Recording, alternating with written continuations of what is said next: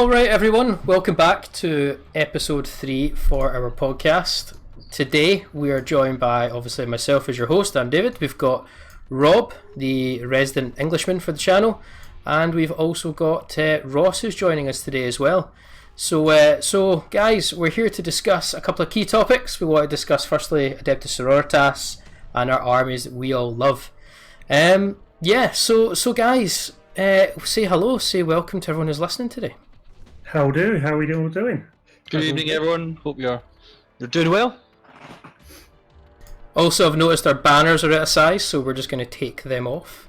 No, it's alright. So guys, apologies, Stuart cannot actually join us today. We do apologise for that. He's a little bit busy doing, is it birthday celebrations, guys? Correct me if I'm wrong. I mean, the way he drinks every day is a birthday celebration. That just sounds really bad there, Ross. Come on. He knows that's party. Yeah. So I can kind of tell there, you've kind of just given everyone a sort of insight into Stuart's life a little bit there, is that right? Yep. Okay. So yeah. Enough said. He is the youngest out of us. By 2 months. That is true. So everyone, guys, welcome again. As we said, we're going to start off just by having a wee chat today about our favourite armies. So you won't be hearing Stuart's today, but he's still learning the game, so his favourite armies are probably actually going to change over the coming weeks and months as he gets more involved. I know he's going to be getting hands-on with Imperial Fist pretty soon and Necrons, so you'll hear his opinions on that pretty soon. Starting off, so the question's really simple. The army that you're currently playing at the moment, the army you're enjoying, why you're enjoying it. We also want to know a little bit about maybe your opinions on, what it was like in maybe 7th edition. I have a lot of opinions when it comes to mine. But Ross, if I'd start with you, I want to put it out to yourself. So at the moment you're currently playing quite a few things in the channel, actually, safe to say. So what's standing out to yourself?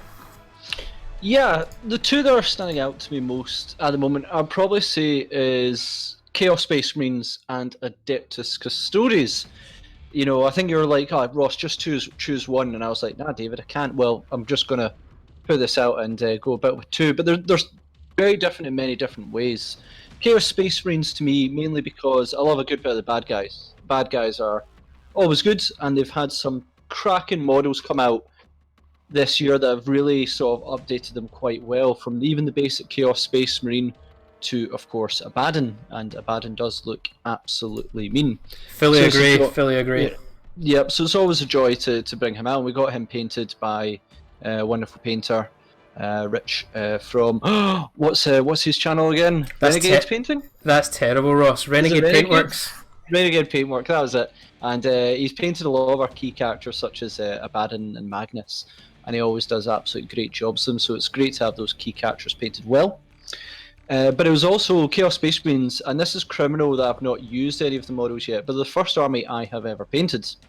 And I've got a whole bunch of them: Chaos Space Marines, Havocs, I've got Mauler Fiends. If you've looked on Discord and things, you'll probably have seen the models. I've not finished them quite yet, but there are a huge amount of reinforcements for Chaos are coming, and it's the first time I've painted, and I'm really enjoying it. Right, to be honest, Ross, they are looking really, really good. Again, Rich taught me all the techniques that I needed to. So yeah, I said, but for a first main army for you to crack on and paint, you're doing really well on them. To be fair, mate. Fully agree. Can't wait to see him actually back in the box when I play against them. All good.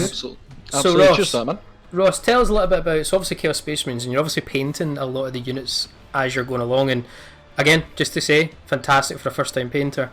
But is there any units in particular at the moment that are standing out to yourself? Oh, that's a difficult one. Now, this is where I'm going to get a little bit more negative in some ways, is that with Chaos, I think there just needs to be a wee bit of a tweaking of thought. With a lot of the ways they add new units to Chaos, they seem to be heavily reinforcing onto demons. An example of this is Death Guard, which we're also getting, is a lot of the stuff people are using like demon engines and things, and I feel there's not so much of an expansion of like the regular Chaos Space Marine, where you see like Space Marines, you're seeing Primaris, you're seeing like the Eliminators and various other new sort of, Space Marines, and I just feel you're not seeing like new Chaos Space Marines as such. I would love to see like not maybe an Alpha Legion sort of, scout squad with snipers, though the one on Forge World does look great. I just see so much potential in Chaos Space Marines, and I just love the bad guys, that there's so much I'd add to them, and maybe that's something for another time to talk about the army itself, where I talk about strengths and weaknesses. But the units themselves at the moment that I love to play, that's a difficult one. I love Terminators. I love Chaos Space Marines just like themselves. I'm looking forward to getting my hands on Havocs, and the new Obliterators are fantastic. I have no luck with Obliterators. However, David, you once eliminated a whole Tau army from just using 2 units of Obliterators. So when they roll well, they are awesome, and sometimes they don't. Which is a good bit of random, but they just their models are fantastic. They are, yeah. They're sometimes inconsistent with the way they perform on the tabletop. Fully agree. Yeah, and I mean, for me, the new Havocs themselves, for move and fire, and the chain guns themselves, they are very, very good, and toughness 5, I think, now as well. So they're even tougher to get rid of. And they don't suffer the effects of moving and firing heavy weapons. Exactly. So that is a addition to the Chaos Army. I think it's spot on. But I agree. The Reaper chain cannon is a fantastic weapon. It's the amount of shots it gets is a good way to clear out infantry quite well.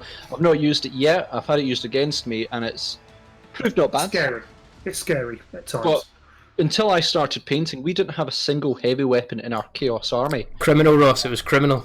It was a bit criminal, and now I think we've got like 10 missile launchers, 8 last cannons, 4 of the Reaper cannons because they're hard. Otherwise I'd have to try and convert some. We've got everything now, so if we ever go into Apocalypse games, you have everything, the whole toolkit of Chaos. That's to come. The one thing I actually forgot to build with all my new Chaos stuff, which I still need to unleash, is I have not built enough bolters. I built so many special weapons and heavy weapons, and I went, I've only got about 7 bolt guns. What? Which is, yeah, which is not ideal. I've got a bunch of champions, which brings it to about 10, but to make a minimum battalion, you need 15, say, bolt guns. You might chuck in some special or heavy weapons. But yeah, I need to make some more bolt guns. That was a mistake on my part. So I'm going to be painting them. But my bad. So Ross, obviously with the new Chaos Space Marines and the kind of the Codex 2.0, I guess, or the next version of the Chaos Space Marine Codex. I call it 1.5, but because it was just consolidating all the stuff, there was nothing really new, I would say. Yeah. But it was not like, let's face it, Space Marines was a new Codex. Chaos Space Marines was clean-up. So in the sort of new codex, obviously you got a couple of new additions, new rules, new things like that. With Chaos Space Marines being the army that you're kind of drawn to at the moment, do you think you're going to start incorporating some of those things? And what I mean by that is obviously the sort of prayers, etc. you get for Chaos Space Marines and those sort of additions? The prayers, so the Dark Apostle. Dark Apostle I've never been drawn to as much. There is certain uses for it, but it's never been my play style as such. The Fortification new unit I was not drawn to either. Nice to have, and it was clearly sort of the next step in it, influenced the Space Marine Codex. But the prayers as such, I would need to try them out. I know one person who's had them. I think it was me and Rich's battle report, and it did not bad. I think if you've got a Havoc unit, it can actually prove really, really good. But there'll be certain things, really, when the new Codex came out, or the cleanup one and the volume 2 and the sort of new units, it was really a chance I saw to start the force from the ground up and get a whole bunch of basic units, get new weapons. We've got Mauler Fiends, I've got a Lord Discordant coming. Certainly Lord Discordant is one I want to use because I use a lot of Mauler Fiends to sort of push up, and I'd love to be able to have a sort of dog pack of 3 Mauler Fiends led by Lord Discordants just pushing up a flank. It's going to be awesome. It's going to hurt as well. I think that's Rob's cat in the background agreeing with you, Ross. I think you made some fair and wise comments there. Okay, also, just one thing I'm really interested in is, as you know, Ross, I'm quite heavily into Chaos Space Marines as well. I guess you could say it's 2 of our sort of passions is obviously the Dark Ruinous Powers when it comes to tabletop. However, I fell by the wayside a little bit into the Loyalist part of me, which I do still hate, but hate had to happen. But character-wise, so I'm not going to say obviously Chaos Space Marine is my favourite army to play at the moment, because it truly isn't. But character-wise, I'm very much drawn to Huron Blackheart when it comes to Chaos Space Marines. But for yourself, the additions and the characters that are in there, anyone that's standing out to yourself that you really enjoy using at the moment and you think actually, is worth their value in points? Huron Blackheart, I think, is a very, very good one, and mainly the same fact he's not bad. He's very cheap point-wise. He adds command points when you take him. I think it might just only be one. And he's got small psychic ability, which is not bad. And Red Corsairs, as their new rules, as the traitor rules, is really good because you can get more command points that way. If you take Chaos Space Marines troops, it's a good way to get command points. So his Legion trait is very, very good in that one if you do take a battalion for that one. So I think he's got a lot of utility on that one. It's a bit of a criminal thing that he doesn't have a more updated model, and I know Rich is absolutely desperate to update his model with a couple of conversions through Abaddon. So he really stands out quite a lot. It's a bit of a tricky one when it comes to Chaos, because in 8th edition they truly did divide up the army massively, giving sort of Thousand Sons and Death Guards their own codex rules, and that separated our Chaos quite a wee bit as well. So it's very interesting to see that 8th edition was a big swing from Chaos. Was I'd probably say even about a year or two back, Chaos was this one thing. They didn't have so much their separate books. I think Thousand Sons was roughly about a year and a half before 8th edition, if not maybe 6 months beforehand. It might have been just half a year, I can't really remember. But now they are getting their more like Space Marines, where you have Blood Angels, Dark Angels, and Space Wolves. You're now getting Death Guards and Thousand Sons. So Chaos have become they've lost a wee bit. They don't really have Aramin or Typhus, and Typhus was who I used in 7th edition a lot, and I've not used them since 8th edition came out, although that's going to change soon. So it's a bit of a weird one, but I think Huron is, for his points, a fantastic character to take. A simple Demon Prince has mauled apart plenty of units time and time again. I remember one time playing against you, David, you had Cypher, and I think he just came a little bit too far forward, and I just dropped a Demon Prince on him, and he just broke apart instantly. And it was great. Demon Prince are good. I think that was one of the most harrowing times for 40k for me, is because I think I just got Cypher painted. Yeah, and I'm a Cypher fanboy, like through and through, and I was so excited to use the new model. You hate Dark Angels. Of course I hate Dark Angels, because, well, I'll love Dark Angels when they finally admit that they're heretics. Then guess what? I'll buy into them 100%. I'll go and buy a box set, and I'll probably just upset the entire community. But anyway, you're gonna have a lot of angry comments to that one, Dave. Yeah, I'm not gonna. Yeah, I'm not gonna go into that one actually. But yeah, I remember that I moved Cypher up, shooting away the guns, pew pew pew. It was tons of good fun. And then I went, oh no, I've actually moved him way too far, and I think your Demon Prince of Khorne, I think it was, just jumped down and absolutely ripped him apart. It was, and with him having the Imperium keyword as well, I'm sure your Death to the False Emperor kicked in. It was just harrowing, absolutely harrowing. That's what they do. Never forget that. All right. Just to end on that one, actually, what I'd say then is that I would love to see, a proper maybe, like you've got the Demon Primarchs, but maybe a Demon Prince special character. That'd maybe add a little bit of flavour. I was saying that I wanted more Chaos Space Marines, less demons, and now I'm being a hypocrite there. But it'd be very interesting to see a very, Demon Prince special character. That might be interesting. Okay. Sorry, I went lost on a tangent a moment there. No, that's fine. You're allowed to do that. Okay, cool. Well, Ross, I'm gonna pass on. I'm gonna pass it on to you, Rob. So, obviously, it's the same question. What army are you really enjoying in the tabletop just now? I think everyone does know already in the chat, but what army are you really enjoying? Tell us a little bit about the aspects of why you're enjoying the army. And, even if it's a little bit of, has it improved since 7th edition? Just tell us your thoughts. Share away. Floor is yours. Yeah, well, most people know that playing Glasgow itself, that I'm Admech through and through.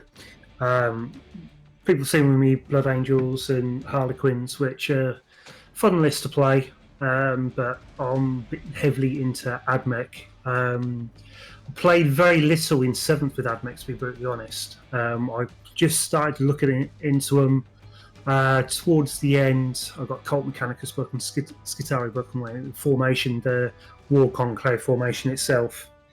And and I just missed out by about a month or so, getting stuff ready to basically use their formations, and then 8th dropped, and it was an interesting one. 7th I used Tau for about 18 months, 2 years or so. But with AdMech itself, everybody that knows me personally, I'm an engineer by trade, and love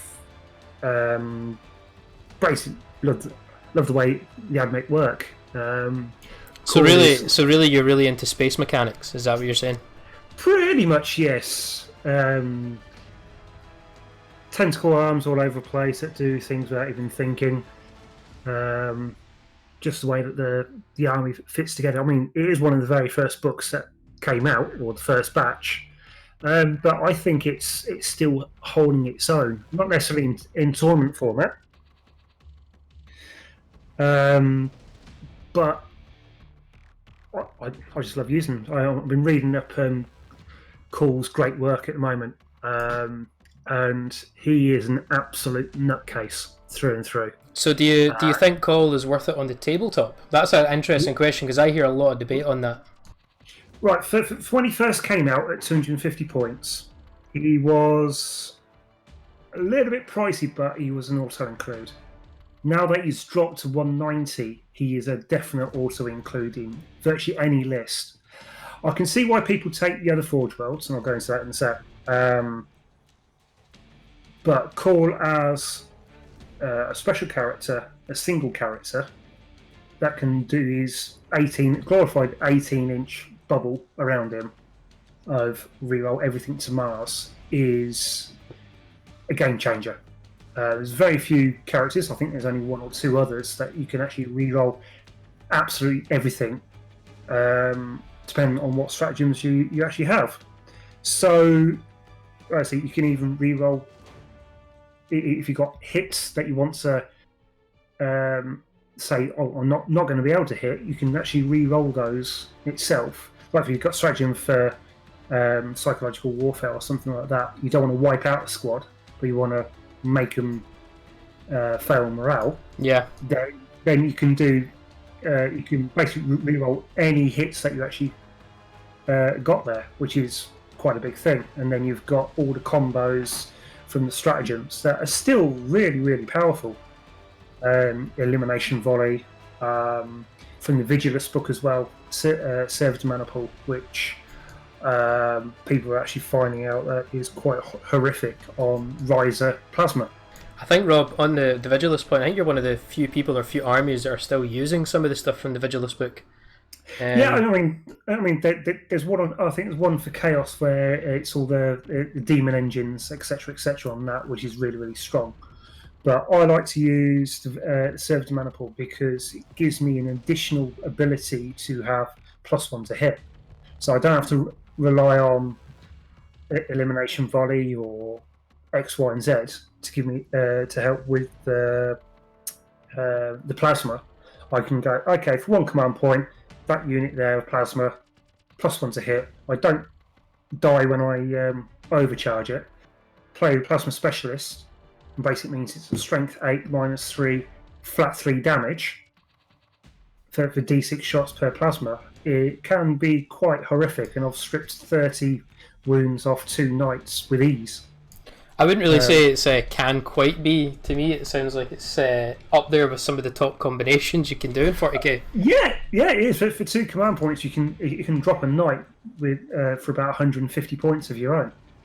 So it's just finding the right combinations that work for you. I mean, I use Mars, Styges, Riser, as and when I've done Agrippina, which is Servitor Frenzy. That their Forge World Specialist is 5 for Overwatch, which is really good.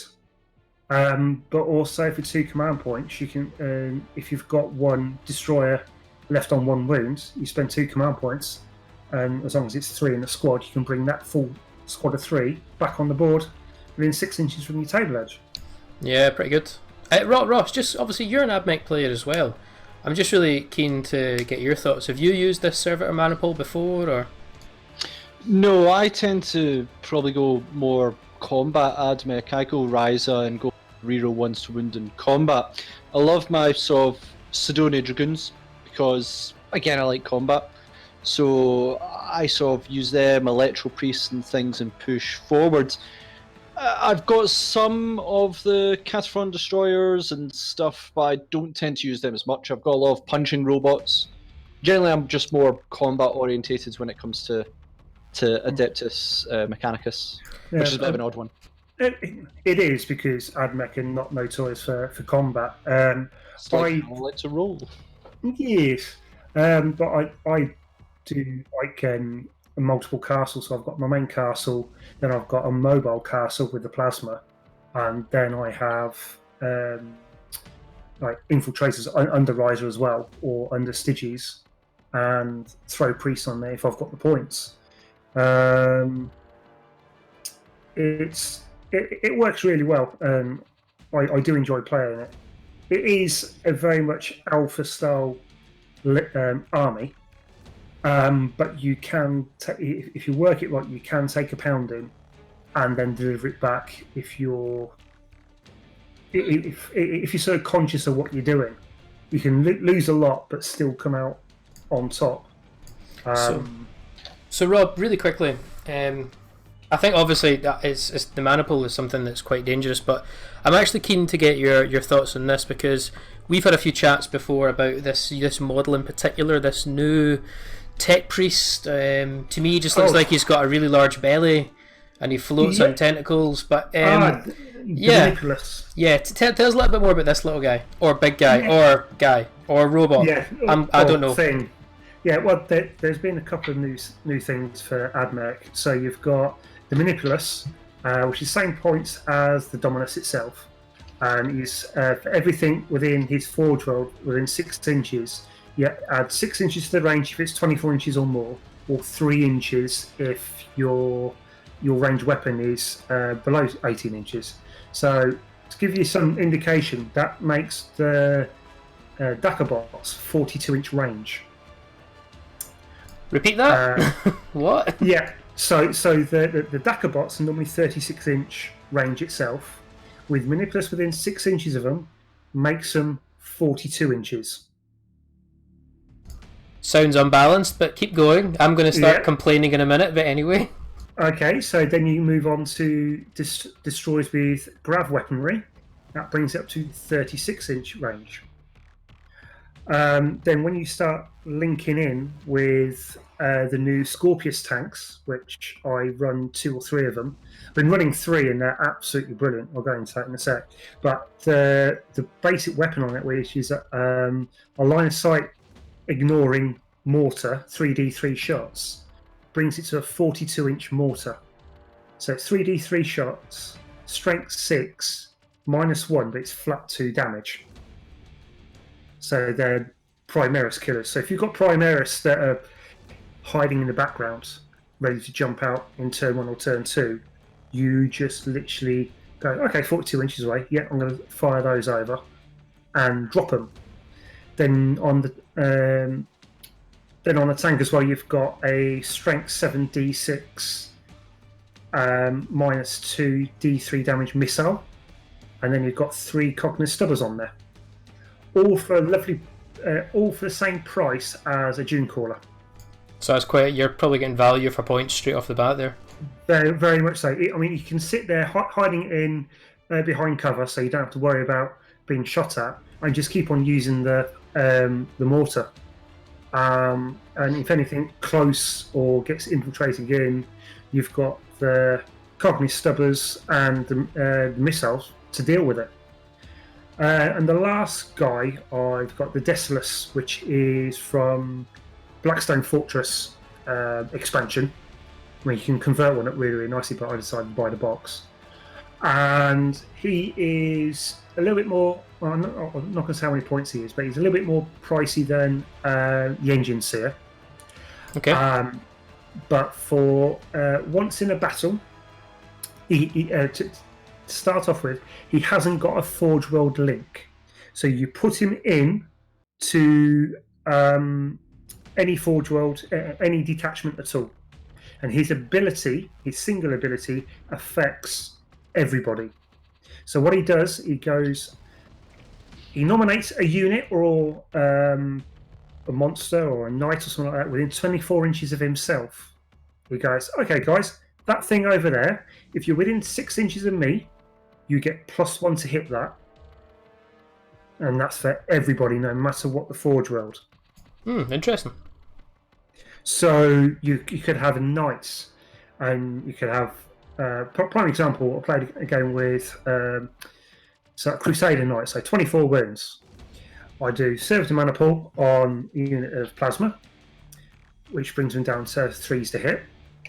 Then then with the Desolus, so that knight over there, everybody within 6, +1 to hit it. So it brings me down to my plasma hitting on 2s, re-rolling 1s for 4d6 shots of plasma.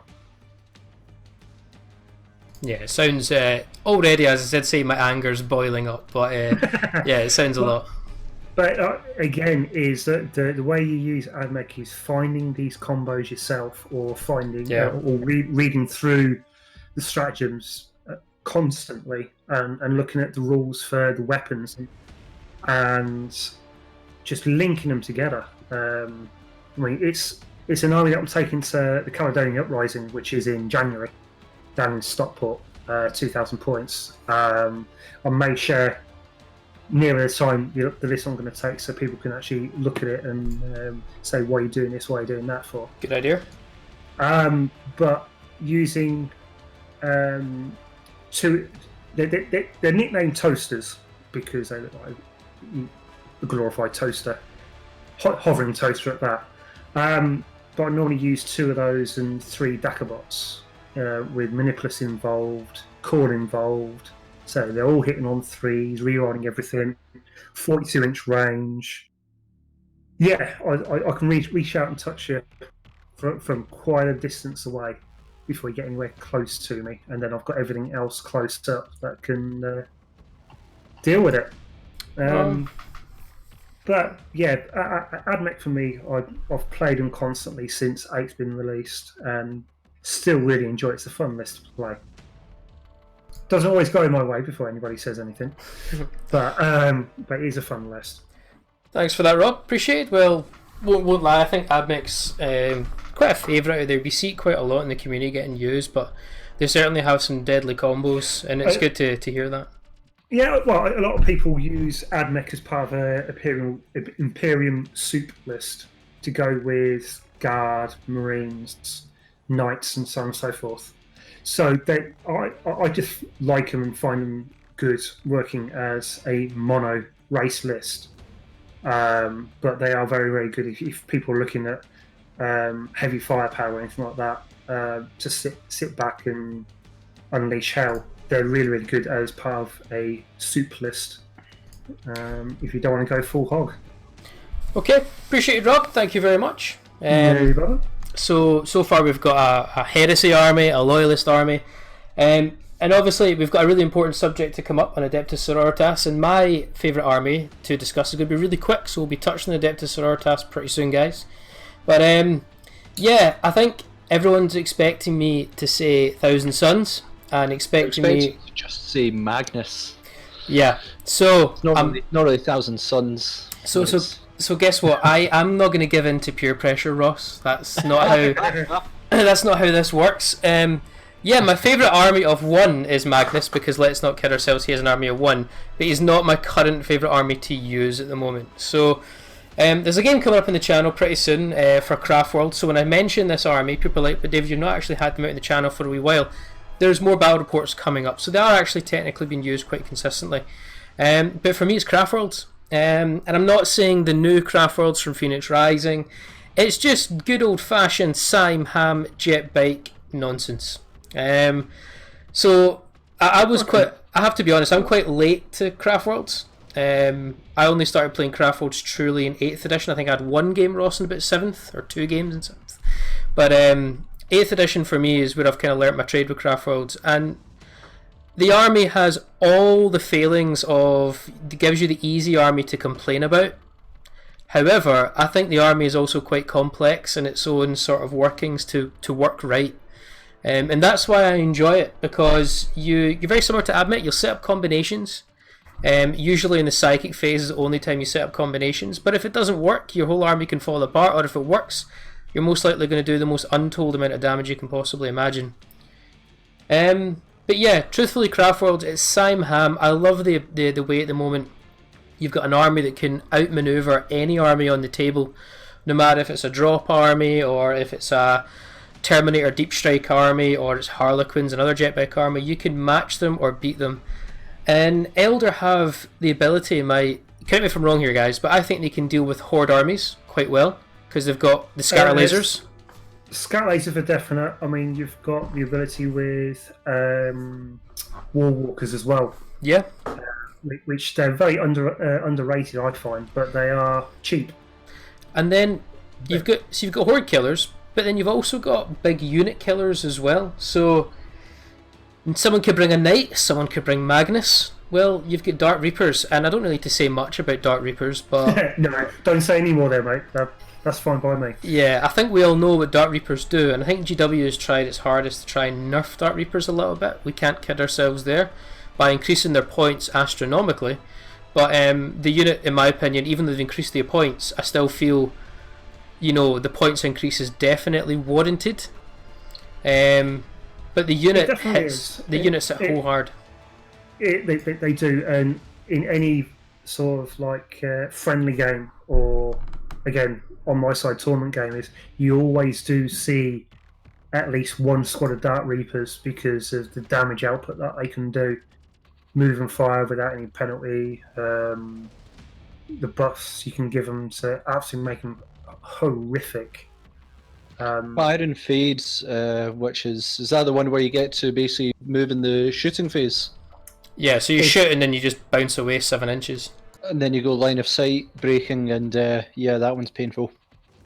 Yeah, exactly. So if you don't have ignore line of sight weaponry, or mortars or anything like that, and if they're hidden behind a building or something like that, you really do need to deal with them. I mean, their armor save's good as well for them. Toughness not so, is there? Well, no, but I think Craftworlds are never going to work with toughness. But to be honest, Craftworld is an army that the only time your toughness is ever going to come into consideration, if you're playing them right, is the shooting phase, because you should never properly really be in combat unless you're an army designed for combat, which is, again, not too likely for Craftworlds at the moment. But no. Your shooting phase, yeah, your toughness is low against a lot of firepower, but trust me, the Craftworlds have so many tricks up their sleeve to mitigate someone's shooting phase. And Ross just mentioned kindly one of the best stratagems, which is fire and fade. However, I think I get criticised quite a lot on the channel for forgetting to do that. I think I've done it maybe once or twice when it's mattered, and the rest of the times I've just completely forgot and managed to get quite lucky that the units scraped through. Yeah, well, it's the same with me playing Harlequins. We've got the same stratagem ourselves, and I keep on forgetting to use it, because you can use it to very good advantage for Harleys with the bikes, so on and so forth. But yeah. So here's a question for you then, David. Okay, if you could run your Craftworld with one Phoenix Lord, I think I know which one it will be, but which Phoenix Lord would you use? So you might not be able to guess who it would be, if I'm being honest. There's really only 2 Phoenix Lords I actually care about, so it's drawn between 2.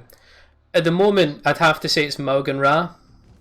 That's what I was thinking of. It's Maug and Ra for one simple reason, just because it gives you the consistent buff to your Dark Reapers. However, can I guess the other one? Yeah, of course you can. Fugan? No, it's not Fugan, Ross. No points for you. You wrecked me with him once. I think it'll be the German. Yeah, it's a sermon, but Ross is right. Fugan wrecked you on a... I didn't actually wreck you, Ross. That's a total lie.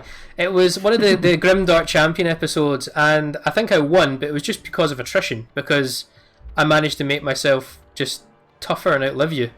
I was talking about a Necron battle report with him and Fire Dragons. Oh no, I take that all back. Yes, he did absolutely rip apart. Yeah, you're totally right. Yep. That was a painful experience. However, Rob was right in the second choice, and it's a sermon. And the sermon's probably actually going to become my favourite eventually, and the reason for it is I've just not had the right time to really make him work. there was a battle report Rob will remember where I used against Harlequins, very much aspect warrior spam, and Yes, you did. a Suramin managed to just, cause of his force field ability to aspect warriors, just you can keep that ground force chucking along, and a Suramin, when you look at him on paper and you see him on the tabletop, you're actually convinced to take him on in combat. You're like, yeah, I'll take him on. Don't underestimate a Suramin in combat. He's quite frightening. He can be a mortal wound spammer, and he can deal multiple damage and shred through your armor very quickly. And all Phoenix Lords are very adept in combat. So They are very much so. I mean, I'm just waiting to see how the new rules for Jane's are come about, and if anybody's used her as it is, let us know, because I'll be quite interested on that. So I'm going to just add some finishing points, guys, to Craft Worlds, because we've got a really important topic to move on to. But so Craft Worlds for me, as I've mentioned, is definitely my favourite at the moment, and it's for the number of reasons, which is Sime Hanks. I love the manoeuvrability and jet bike spam. Absolutely in love with it at the moment. But truthfully, for Craft Worlds, I must admit, I love the idea of bringing multiple characters. So you'll notice every Craft World game I play, I'm running in usually minimum 4 characters. Sometimes even 6 or 7 characters. I just really love the idea of running all these Psychers and Autarchs just on bikes and having an absolute whale of it. Craft World games tend to be a little bit nuts. So yeah, expect to see more Craft World battle reports coming in the channel pretty soon. But it's an army that's definitely up there for the best with me. I can't say Magnus because it's an unfair choice, but I definitely have the most fun out of any battle report when I'm using Magnus. But that's just because of Magnus. Me and Ross were saying earlier on, when I'm playing Thousand Suns, I just forget there's other armies there. I'm like, I have other units to play? Okay, cool. But what can Magnus do? So, but to make it, a proper army is Craft Worlds from you guys. Alright. Interesting that when you're talking about a Suramin. You were talking, me and Dave were talking just for the battle report about 2-up invul saves. You can't get it very often. I think with the Suramin you can, if the Shield of Grace is a 3-up invul in combat, and then if you protect him. It's only in combat you can achieve that, but I don't consider it. So I don't consider it being a true way to get a 2-up invul because it's so situational. But yeah, he can get a 2-up invul because of combat. But I think that becomes a little bit broken because he's a 2-up armor, 2-up invul. That's a bit much. That's way too much. 8th edition really has tried to limit the ways to get 2-up invuls. I think in the Grey Knight FAQ they stopped it, and Thousand Suns they've put a couple of blocks on it as well because there's a few ways to do it. So it's very rare to have a 2-up invul in this game now, which I'm thankful for. But as well, if you think about it, they actually nerfed it on Knights as well to get to reduce Absolutely. it to. Rightfully so. Yeah, I agree. It was fun. So guys, moving on, we're going to actually come to the sort of meat and bones of the topic, which is Adeptus Sororitas. Now, I was just waiting for someone to say that, and you can use whatever terminology you want on this in the chat or on this, but we're going to be calling them, from my opinion, Adeptus Sororitas, because yeah, Battle Sisters, cool. I'm sure there's another probably game somewhere where you army called Battle Sisters. Anyway, so we just want to have a chat about it, and there's no particular sort of, we're talking about a particular unit or we're talking about a particular rule. There's been a lot of rumours speculating about this army, and the release is pretty much imminent, guys. We've all had a look now of what's in the box set. We obviously had the beta codex for Chapter Approved 2018. Oh my god, that feels like that was ages ago. But that's came out. Just to say, David, names like someone in the chat's Alistair Rust Battle Nuns. Yes. Yeah, that works. I've not heard that one before. Is highly Nuns accurate. with guns. Nuns with guns. Guns. So guys, Yeah. we're going to just use the remaining time just to sort of go around the table and discuss, what our thoughts are now. All of us on this sort of podcast today, myself, Ross and Rob, have all been involved in the rumours at probably different degrees and different levels. Rob is going to come onto his point about he's quite heavily invested in them for the future potentially. I just like the idea of their lore, etc. Ross, I have no idea, so because of that... Nobody does. Because of that... Neither do I, David. Because of that, I'm going to start with you first. I'd like you just to, tell us a bit about what your thoughts are, and even if you think it's, something that GW are they're happy to redo all the models? You think the beta codex was good? Or just let us know your thoughts. There is no wrong or right answer here, but guess what? The comment section is judging you.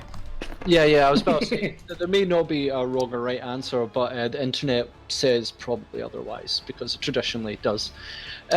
So in terms of, Adeptus Sororitas, it's a good one to have. It's a very different aesthetic to the rest of the 40k universe and all that jazz. And it's just, I don't know, I've never played against them at all in any battle report I've played before. But looking at their rules, because I did the review of Chapter Approved 2018, and I wasn't that impressed with their beta codex. But I think that's perfectly acceptable, because it is a beta codex. And with that, it was sort of, I think it was that and Bolter Drill. It was a lot of people's examination on sort of releasing rules and letting feedback go to them.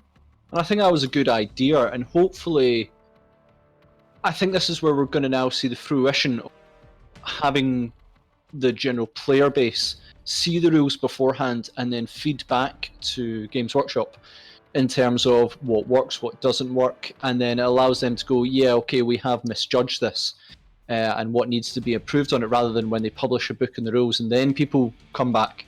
This sort of beta codex should hopefully, in theory, give a very balanced view codex, which I think is a bold thing to say before it comes out. The proof will be in the book when it does come out. I'm just hoping it does well. But it's an army that's getting a whole new range, which I don't think we've really seen since probably Death Guards. I think that's fair to say. Death Guard got pretty much a whole new range because it's a whole new army. And I think that's good, because the army needed to be redone from the ground up, no question about it. I mean, I played against Sisters in 5th, 6th, 7th, and the when Dave goes into the fluff and that, they are. I don't know how to describe it. It's an army that you wouldn't really think of, and playing against them with like faith points and all that. It was a different style, a completely different style.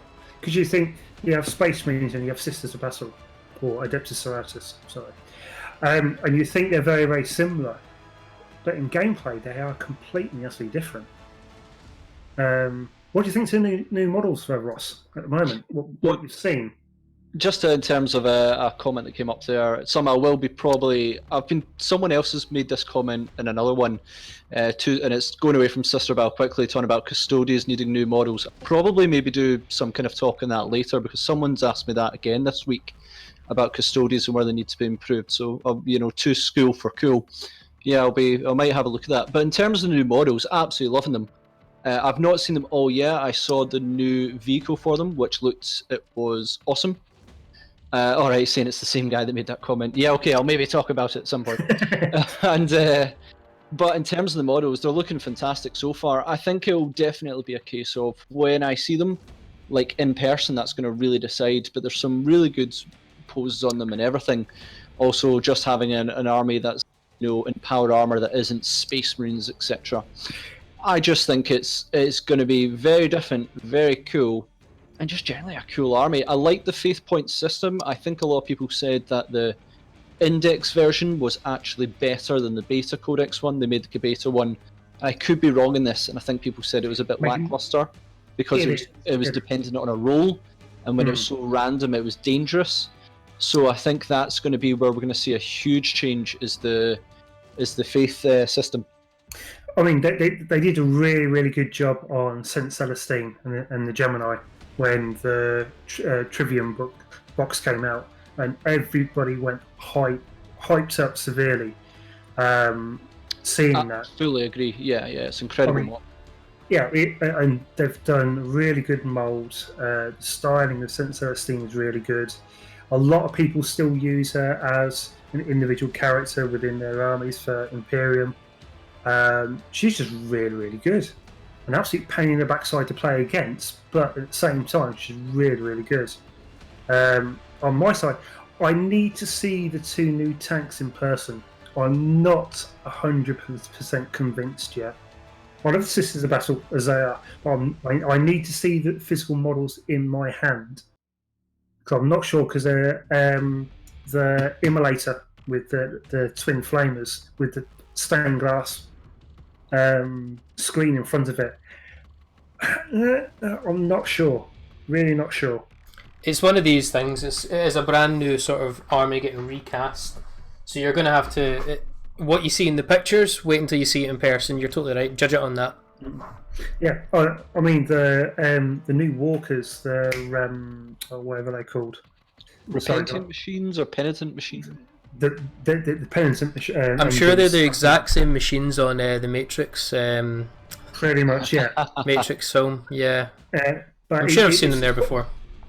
It's quite funny because my daughter saw them, Meg, and she looked at them and went and laughed because they actually put men on the crucifix up for the machine itself instead of women, as in the old models, and she laughed at it. So men being strung up for being used in war by women. So yeah, it's the models are looking really, really good. The 2 the fine cast and the plastic sister characters that they released were really, really nice. I'm yet to get my hands on them to paint them up for the sisters themselves. They're really, really nice. The Seraphim, I can't wait to get my hands on those because they look absolutely stunning. Which are, for those guys I don't know, the Seraphim are the jump pack girls. They're flamers and plasma pistols and melter pistols galore, very much like assault marines. But I think they just look really, really nice. So, just to kind of chime in, if you don't mind, Rob, because I'd like to finish this off as well with your opinions, because I think you're the person that's probably going to get more invested in the army than myself and Ross are. But I want to give a few opinions on just some of the key things that I spotted in Adeptus Sororitas that I feel need to be addressed, and I think will get addressed when their official codex comes out. And the first one was Saint Celestine, or Celestine, I think the data card is called now. And one of the things that I spotted instantly back in when units, for example, in Space Marine Codex were updated was, now this is a very small point, but I think in the tabletop it acts massively, is the 6 wounds rather than 7 wounds.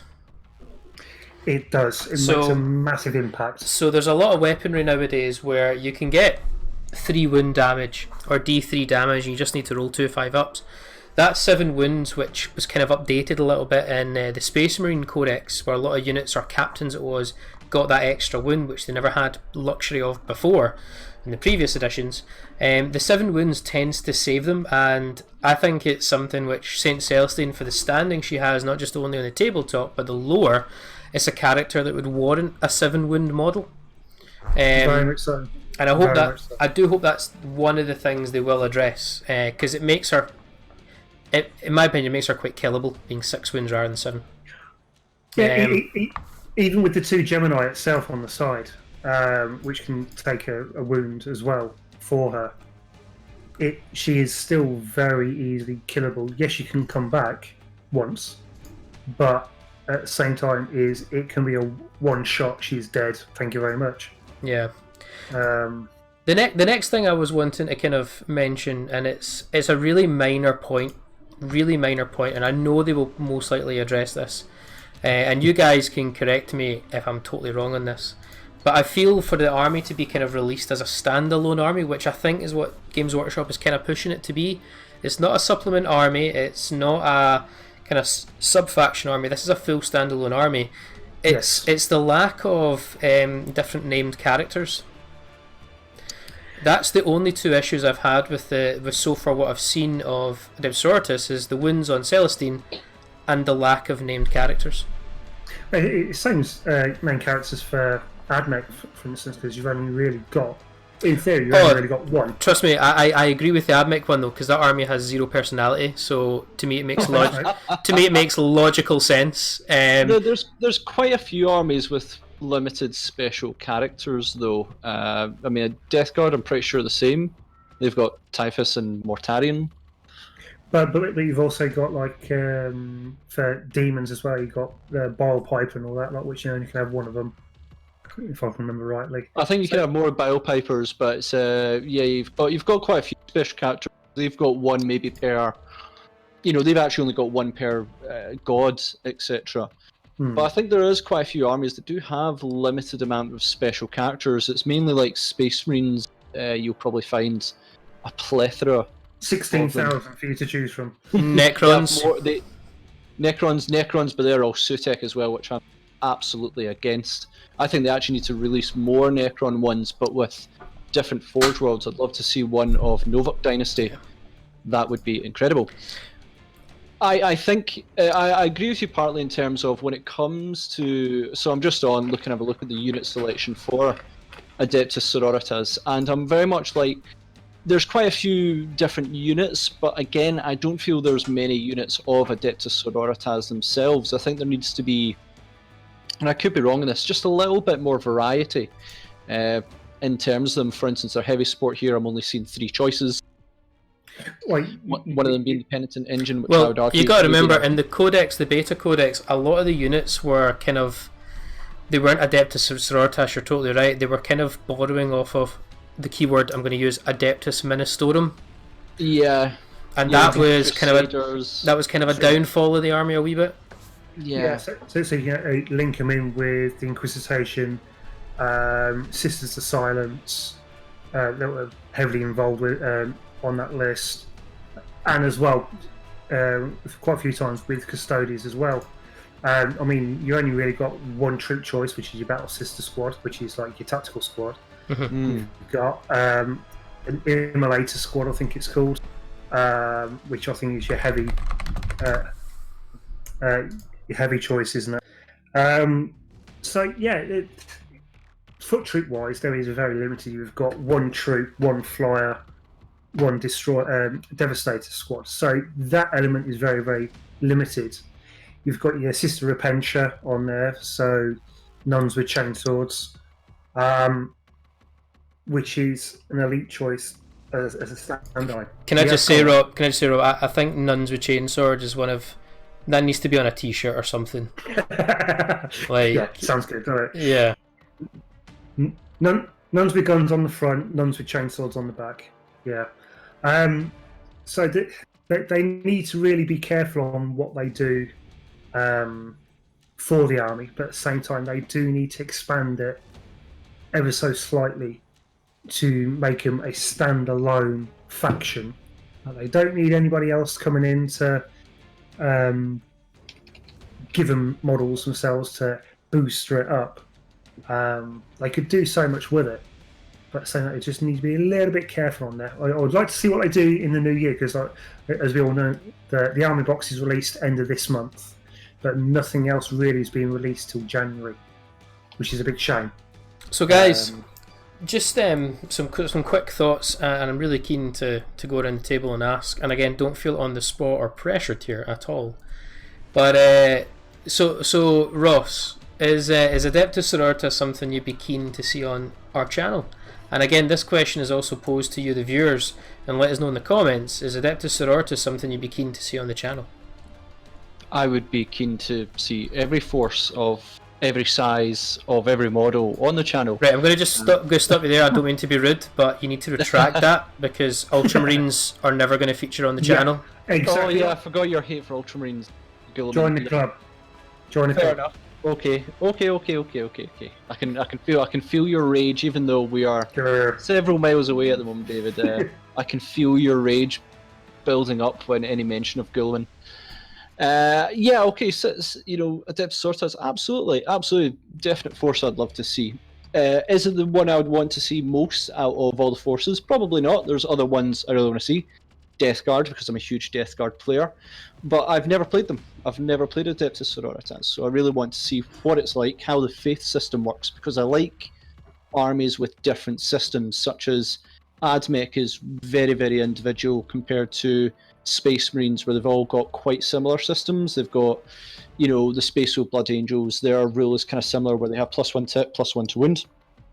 the faith system is so different because it's adding rules that we don't know what the faith system's like, but it's adaptive rules rather than quite a generic one. And I'm very interested to see how that works, because it's just going to be something very much I haven't seen before. Rob, yourself, what's your thoughts?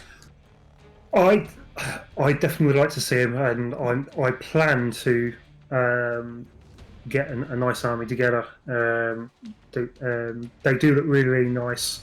It's actually physically paint as well to a good standard. The three main characters that have been released as it is, which we all can get, are very look really good. And I'm really tempted to get a nice army for them. The faith system that I've played against back in earlier editions was hit and miss, but when it did hit, it was very, very devastating. Like I said, I want GW to take a look at them, make sure they've covered everything with the Sisters as a standalone faction. And if they do that, there will be so many people rejoicing in song that nuns with guns and nuns with chainsaws will be on the tabletop more often than not. As at least I want to see all the while, not really, because as we all know, there's plenty of other armies that we're all playing at the moment. But as something different, definitely.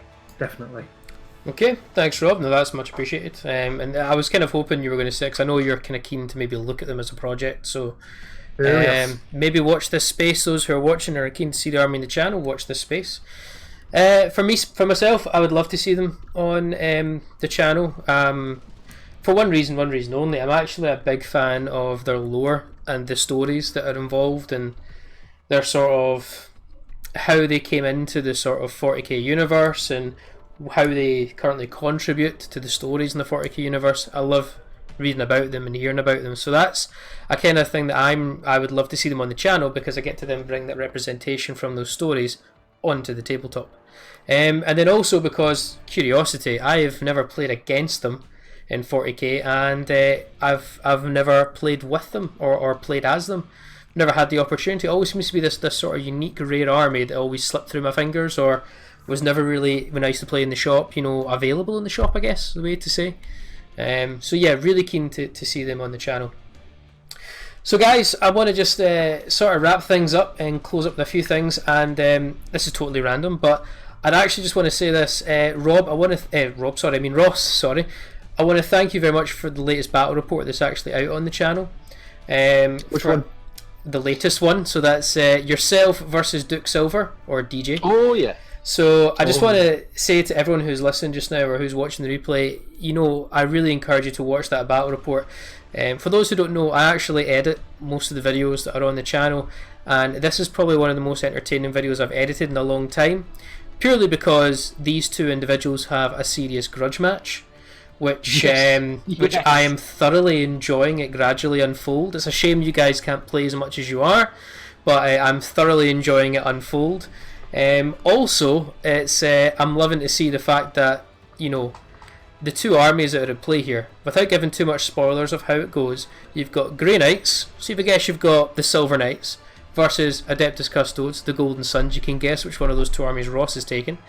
But there's some really key moments in that battle report which I thoroughly enjoyed, and I'd like to encourage everyone who hasn't seen it yet to please go and watch that battle report and let me know what you think in the comments in that battle report, because it was fun to watch and it was an absolute pleasure to edit. So I just wanted to call that out. Totally random, totally off cuff, but yeah, please watch it. Ton of fun. So guys, to wrap things up, I just want to say thank you all for listening. We're now hoping to kind of do these sort of podcasts, as we mentioned last week, on a sort of regular weekly basis. We're trying to kind of, for the short term, pin down this sort of time slot. So every sort of Thursday on the channel here at 7 PM GMT time, you'll be able to tune in to us, and we're going to be hopefully looking to launch these podcasts on other platforms where you can tune into your podcast at your leisure. And for those who have missed it or came into this podcast late on, there will be a replay uploaded later on today, so you can get the full podcast in its entirety with all the magic of editing and removing all their bad points. So guys, thanks for watching. Ross, Rob, I'd like to say your goodbyes. Thank you very much, see you later, guys. enjoy yourselves. Excellent. So from everyone here, thanks for listening. We hope to see you in one of our Tabletop Assault.